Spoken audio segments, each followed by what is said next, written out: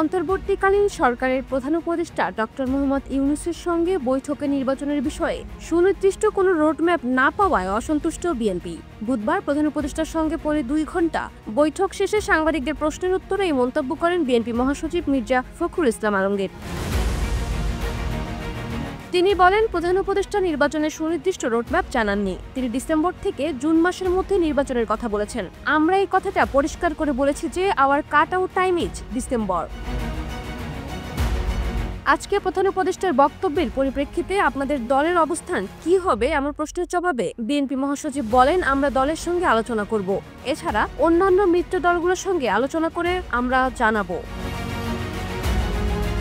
অপর এক প্রশ্নের জবাবে মির্জা ফখরুল বলেন, প্রধান উপদেষ্টা বলেননি যে নির্বাচন ডিসেম্বরে হবে না, ডিসেম্বরেও হতে পারে। তবে তিনি এটিকে জুন পর্যন্ত নিয়েছেন। তবে আমরা স্পষ্ট করে বলেছি আমাদের কাট আউট টাইম হলো ডিসেম্বর।